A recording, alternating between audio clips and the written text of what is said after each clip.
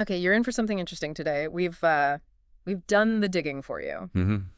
So today's deep dive, we're cracking open the surprisingly busy world of foldable tables. Right.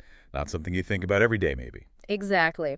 But we've got this great report from Cognitive Market Research. And honestly, if you've ever struggled with a small apartment or just wanted furniture that, adapts, Yeah. the insights here are pretty valuable. We're talking about a market that's really growing, lots of clever stuff happening. It is surprisingly dynamic. So our mission today boiled down why this, let's be honest, pretty humble bit of furniture is suddenly making waves. Who's leading the charge and where's it all heading? Ready to unfold this with me? Absolutely. Let's get into it. Hmm. What really jumps out first is just the size and the projected growth. Okay. This isn't some tiny niche market. We're looking at USD 14,251.8 million in 2024. That's the current value. Wow, okay. 14 billion. Yeah.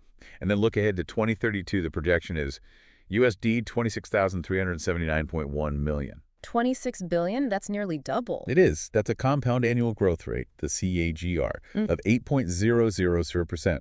pretty robust. An 8% growth for folding tables. That does sound like something significant is happening. What's fueling that? It's not like the concept is brand new. No, it's not. The report points to a few key things coming together. Number one is the rising demand for furniture that saves space but also does more than one thing. Multifunctional. Right. Think about city living, right? Right. Smaller apartments. People need stuff that adapts. Yeah, a table for dinner, then maybe work, then poof, it's gone. Exactly. Foldable tables just nail that need. That definitely makes sense. I mean, working from home really showed me the value of a desk that wasn't always there. The report mentioned remote work and learning too, right? Precisely. Those trends really shifted how we use our homes. And that need for adaptable furniture hasn't gone away. But it's not just about needing the space. Okay. It's also about what's possible now. Material innovation is a big part of it. Oh. We're seeing lighter but stronger materials. Things like engineered wood that holds up to folding, sleek aluminum, durable plastics, Mm. reinforced stuff. So not the wobbly card table my parents had. Definitely not. You're getting the function without sacrificing the look or, the durability. The report mentions smart features as well. Now, that sounds interesting for a table. What does that even mean? It's still developing, but think practical stuff. Adjustable heights are getting more common. So same table can be a coffee table, Mm-hmm. maybe a standing desk height. Oh, okay. Useful. Yeah. And integrated storage like little drawers or shelves that fold away with the table. Handy. And then sort of the next level, we're starting to see tables with, say, built-in USB charging ports, maybe subtle LED lighting. Down the road, who knows, maybe connectivity. It's about adding value beyond just the flat surface. I see. Oh, and sustainability is also pushing innovation. People want eco-friendly materials now. Yeah, that's becoming huge everywhere. And the report also mentioned e-commerce. Seems kind of obvious, but I guess the ease of buying online helps. Oh, absolutely. Huge factor. Online shops offer, massive variety, easy price comparison, delivery right to your door. It just makes these solutions accessible to way more people, really fuels the growth. Okay, so the market's definitely booming, and we know why.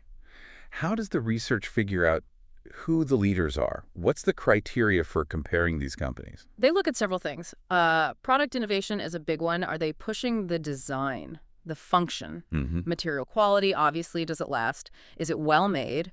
Market presence, how well known is the brand? How good is their distribution? Like, can you actually find their tables? Exactly. And customer engagement, how well do they connect with and, serve their customers? Right.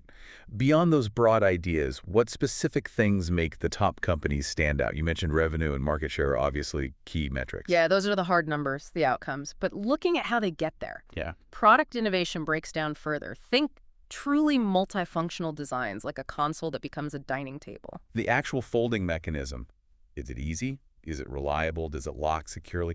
That's critical. Yeah, you don't want it collapsing. Definitely not. Adjustable heights, we mentioned that. Yeah.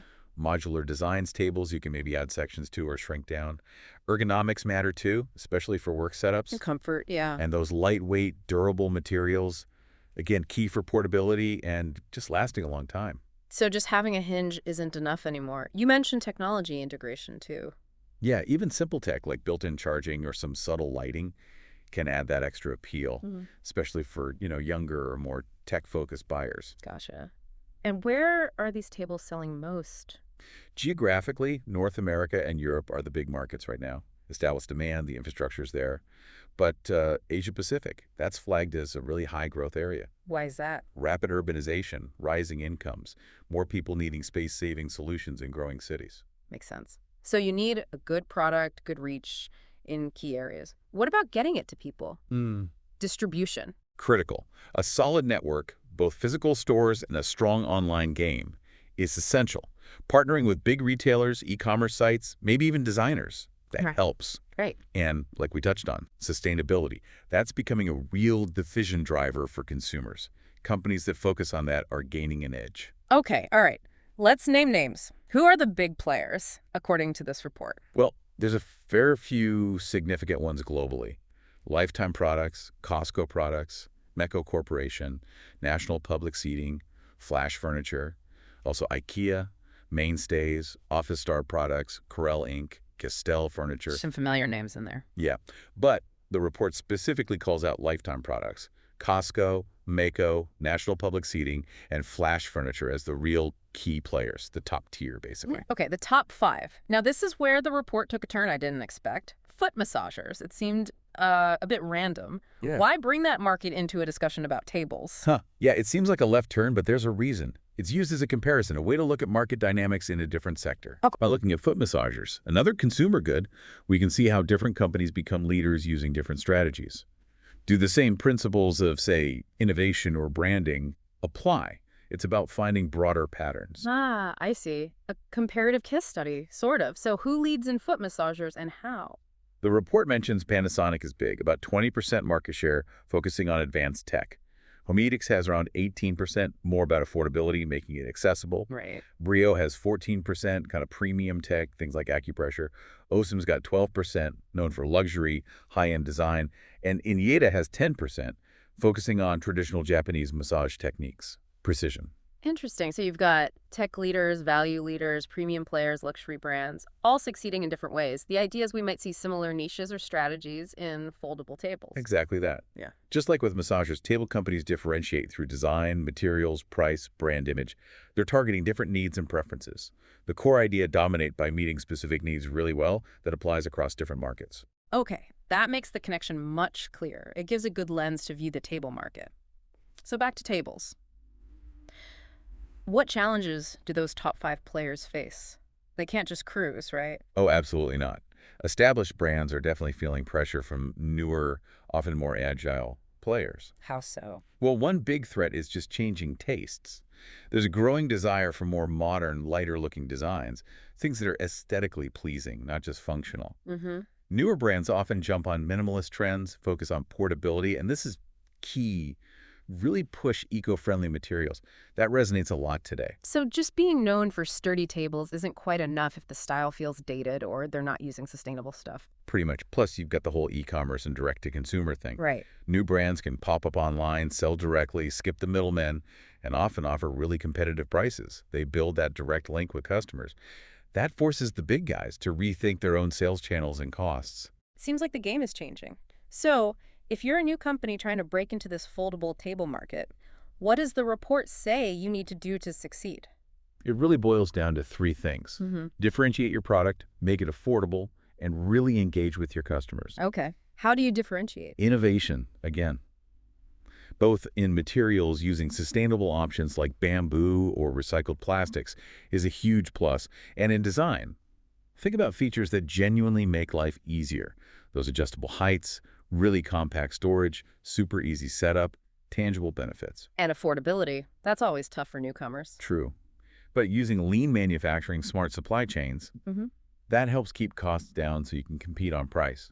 And you absolutely need a strong online game. Selling online, social media. Yep. Marketplaces like Amazon, your own website for direct sales, being active on social media. It's non-negotiable today. How do new brands build trust, though? That seems hard. That's where customer engagement and experience come in. The report stresses things like easy returns, good warranties, responsive support. That builds confidence. And smart digital marketing helps too. Working with influencers, targeted ads, creating useful or fun content. Getting customers to share their own photos and reviews, user-generated content, is gold for building trust. The report specifically mentioned three critical factors for new entrants again at the end, didn't it? It did. It hammered home. Yeah. Sustainability, modular design, and smart features. Okay, let's break those down quickly. Sustainability. Growing demand for eco-friendly materials, non-toxic production. It's becoming a baseline expectation for many. Modular design. That taps into the need for flexibility. Furniture that can adapt, grow, shrink. Perfect for modern living, work from home, all that. And smart features. Even simple things, like we said, built-in charging, maybe some lighting. Yeah. They make the product feel more modern, more convenient, stand out from basic models. So be green, be flexible, be a little bit clever. Sounds like a Right. good plan. It seems to be the direction things are heading. And the report's conclusion really emphasizes that for everyone in the market, established or new, success hinges on investing in smart design, seriously committing to sustainability, and nailing the e-commerce strategy. Hmm. Because lifestyles are changing, cities are growing, people want different things. The market's reflecting all that. So the bottom line, it's not just about making a table that folds anymore. It's about creating solutions, smart, adaptable, responsible solutions for how we actually live now. Innovation, green thinking, and digital savvy are key. Exactly. Continuous innovation, real sustainability efforts, and strong digital transformation. That's what both the big guys and the newcomers need to focus on. Sustainable materials, versatile designs, smooth online buying experiences. That's how you position your brand and grow in this market. Wow. Okay, this has been way more fascinating than I initially expected for foldable tables. Really insightful stuff. Thanks for breaking it all down. My pleasure. It's an interesting space. And for everyone listening, think about this. With materials getting smarter and smart home tech becoming so common, what kind of wild features might we see in foldable furniture, say 10 years from now? Could we see tables that charge wirelessly, maybe change color, or even integrate with our schedules? And how would that change our homes and workspaces? Definitely something to chew on as this market keeps evolving.